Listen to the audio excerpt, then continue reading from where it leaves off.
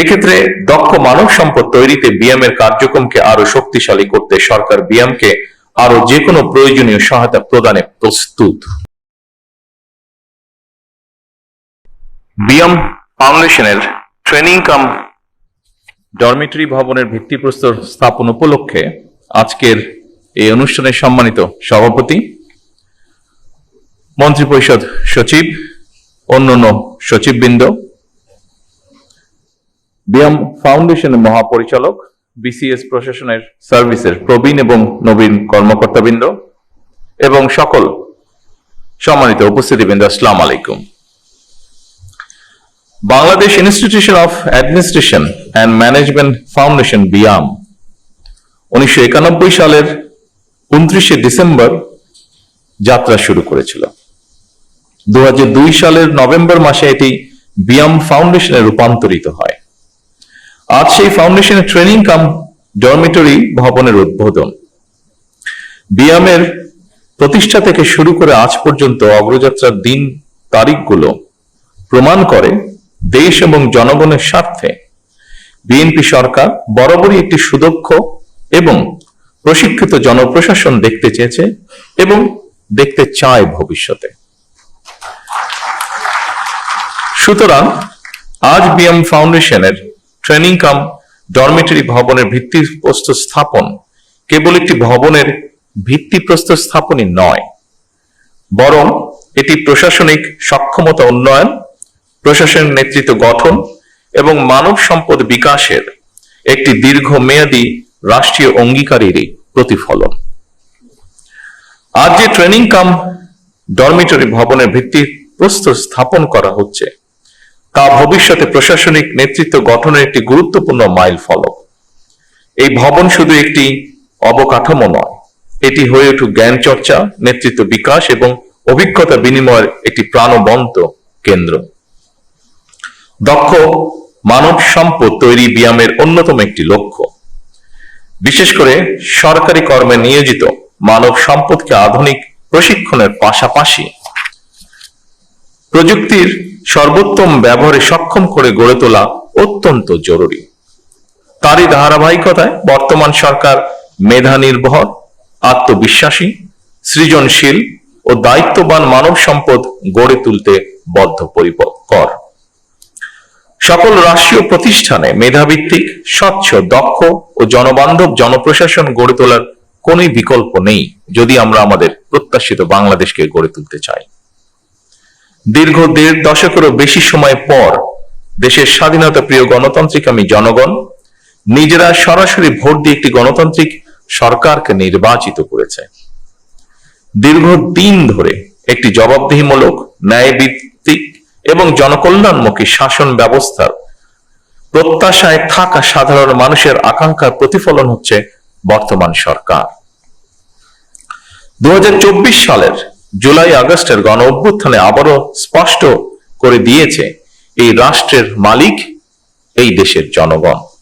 সুতরাং জনপ্রশাসনের কর্মকর্তা হিসাবে রাষ্ট্রের মালিক জনগণের স্বার্থ এবং কল্যাণ নিশ্চিত করা আপনাদের প্রধান দায়িত্ব। সম্মানিত উপস্থিতিবৃন্দ, আমি আশা করি বিএম এর কারিকুলাম এবং প্রশিক্ষণ পরিবেশ দেশের বিভিন্ন প্রান্ত থেকে আগত কর্মকর্তাদের পেশাগত দক্ষতা, সমস্যা সমাধানের ক্ষমতা এবং উদ্ভাবনী চিন্তাকে আরো সমৃদ্ধ করবে। আধুনিক প্রশাসনে দক্ষতা মানে শুধু নিয়ম জানা নয়, বরং প্রযুক্তির ব্যবহার, তথ্য বিশ্লেষণ, দ্রুত সিদ্ধান্ত গ্রহণ এবং জনসেবায় সৃজনশীল দৃষ্টিভঙ্গি।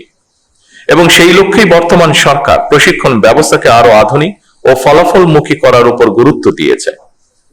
মৌলিক প্রশিক্ষণের পাশাপাশি উন্নত কোর্স, গবেষণা এবং নীতি নির্ধারণমূলক শিক্ষার সুযোগ বৃদ্ধি করার চেষ্টা করা হচ্ছে। ফ্যাসিবাদী শাসনামলে আপনারা যথাযথভাবে সেই দায়িত্ব পালন করতে পেরেছিলেন কিনা পালন করতে সক্ষম হয়েছিলেন কিনা, এই মুহূর্তে সেই প্রশ্ন না তুলে আমি আপনাদেরকে এই মুহূর্তে বর্তমান গণতান্ত্রিক সরকারের পক্ষ থেকে একটি বার্তা দিতে চাই, এবং তা হলো দেশ এবং জনগণের কাছে আমাদের যেই প্রতিশ্রুতি দিয়ে এসেছি আমরা, এসব স্রেফ রাজনৈতিক প্রতিশ্রুতি নয়, বরং জনগণের সঙ্গে করা আমাদের চুক্তি। জনগণ আমাদের ইশতেহারের পক্ষে রায় দিয়েছে। সুতরাং বর্তমান গণতান্ত্রিক সরকার নির্বাচনী ইশতেহার এবং জনগণের সামনে স্বাক্ষরিত জুলাই সনদের প্রতিটি দফা, প্রতিটি অঙ্গীকার অক্ষরে অক্ষরে বাস্তবায়ন করতে সরকার বদ্ধপরিকর। আমি আশা করি আপনারা আপনাদের মেধা ও যোগ্যতা দিয়ে জনগণের কাছে দেওয়া সরকারের প্রতিটি প্রতিশ্রুতি দক্ষতার সঙ্গে বাস্তবায়ন করতে ভূমিকা রাখবেন। জনগণ আমাদের উপর যে আস্থা রেখেছে সেই আস্থার মর্যাদা রক্ষা করতে হলে প্রতিটি ক্ষেত্রে স্বচ্ছতা, জবাবদিহিতা এবং নৈতিকতার দৃঢ় চর্চা নিশ্চিত করা প্রয়োজন। সম্মানিত সকল উপস্থিতিবৃন্দ, আপনারা রাষ্ট্র পরিচালনার সর্বোচ্চ প্রশাসনিক স্তরে অবস্থান করছেন। আপনারা যে দায়িত্ব পালন করেন তা কেবল নথিপত্র পরিচালনা বা প্রশাসনিক তদারকির মধ্যেই সীমাবদ্ধ নয় অবশ্যই, বরং আপনার রাষ্ট্রযন্ত্রের কার্যকারিতা, ধারাবাহিকতা ও স্থিতিশীলতার প্রধান ভিত্তি। একটি শক্তিশালী, জবাবদিহিমূলক, আইনসম্মত এবং জনবান্ধব রাষ্ট্র ব্যবস্থা গড়ে তোলার ক্ষেত্রে আপনারাই হচ্ছেন সেই মূল চালিকা শক্তি, যাদের পেশাদারিত্ব, দক্ষতা, নৈতিক দৃঢ়তা ও প্রশাসনিক প্রজ্ঞার উপরে একটি জাতির উন্নয়ন বা ভাগ্য নির্ভর করছে। আপনাদের প্রতিটি সিদ্ধান্তের প্রভাব কখনো একটি পরিবারে, কখনো একটি অঞ্চলে, কিংবা কখনো পুরা জাতির উপরে পড়ে। সেই কারণে আপনাদের দায়িত্ব স্রেফ প্রশাসনিক নয়, বরং অত্যন্ত গুরুত্বপূর্ণ নৈতিক এবং সাংবিধানিক দায়িত্ব। উপস্থিতিবৃন্দ, বর্তমান সরকার মেরিটোক্রেসির বাংলাদেশ বিনির্মাণে প্রতিশ্রুতিবদ্ধ। রাষ্ট্রযন্ত্রের নিয়োগ, বদলি, পদোন্নতির ক্ষেত্রে মেধা, সততা, সৃজনশীলতা, দক্ষতা এবং অভিজ্ঞতা এইগুলোকেই আমরা প্রধান বিবেচ্য হিসাবে গ্রহণ করতে চাই। স্বচ্ছতা ও দ্রুততার সাথে শূন্য পদে সরকারি কর্মচারী নিয়োগ, প্রশাসনিক সংস্কার কমিশন গঠন, শক্তিশালী পাবলিক সার্ভিস কমিশন গঠন এবং বেসরকারি সার্ভিস রুল প্রণয়ন সহ সর্বত্র প্রশাসনিক কাঠামোর কার্যকারিতা এবং জবাবদিহিতা নিশ্চিত করতে সরকার দৃঢ় প্রতিজ্ঞ। সম্মানিত উপস্থিতিবৃন্দ, বিশ্ব এখন আর্টিফিশিয়াল ইন্টেলিজেন্সের যুগে প্রবেশ করেছে। সুতরাং বৈশ্বিক প্রতিযোগিতায় টিকে থাকতে হলে জনপ্রশাসনের কর্মকর্তাদেরকেও সময়ের সঙ্গে মোকাবেলায় নিজেদেরকে প্রস্তুত রাখা অত্যন্ত প্রয়োজন। চতুর্থ শিল্প বিপ্লবের এই যুগে কৃত্রিম বুদ্ধিমত্তা, অটোমেশন এবং ডিজিটাল প্রযুক্তির ব্যবহার আমাদের প্রশাসনকে আরো দক্ষ, স্বচ্ছ এবং জবাবদিহিমূলক করে তুলবে। আমাদের লক্ষ্য ভবিষ্যতে সকল সরকারি সেবা তথ্য প্রযুক্তির মাধ্যমে নাগরিকদের দোরগোড়ায় পৌঁছে দেওয়া। এক্ষেত্রে দক্ষ মানব সম্পদ তৈরিতে বিএম এর কার্যক্রমকে আরো শক্তিশালী করতে সরকার বিএম কে আরো যে কোনো প্রয়োজনীয় সহায়তা প্রদানে প্রস্তুত। প্রতিযোগিতামূলক বিশ্ব ব্যবস্থায় ব্যবসা বাণিজ্যের প্রসার এবং সহজীকরণে সিঙ্গেল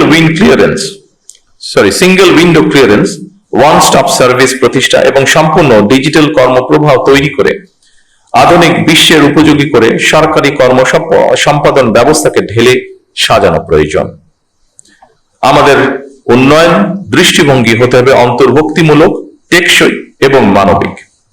আমরা একটি বাংলাদেশ গড়তে চাই যেখানে উন্নয়নের সফল সমাজের প্রতিটি স্তরে ধীরে ধীরে পৌঁছবে। বৈষম্য কমে আসবে, এক পর্যায়ে ইনশাল্লাহ থাকবে না। নারী এবং যুব সমাজ উন্নয়নের মূল চালিকা শক্তি হিসাবে প্রতিষ্ঠিত হবে এবং অবশ্যই পরিবেশ সংরক্ষণ ও জলবায়ু সহনশীলতা আমাদের প্রতিটি নীতির অংশ হবে। সম্মানিত সকল উপস্থিতিবৃন্দ, আপনারা এই নীতি নির্ধারণ এবং নীতি বাস্তবায়নের মধ্যে সেতু বন্ধন। আপনাদের সততা, কর্মদক্ষতা এবং দায়বদ্ধতাই সরকারের সাফল্যের অন্যতম ভিত্তি। আপনাদের প্রতি আমার আহ্বান, নিজেদেরকে শুধু প্রশাসনিক কর্মকর্তা হিসেবে নয়, বরং জনগণের সেবক এবং বন্ধু হিসাবে ভাবুন।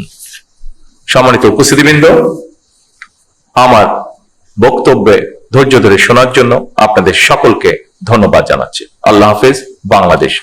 change tv.press, এক ফোঁটা হলুদও নেই।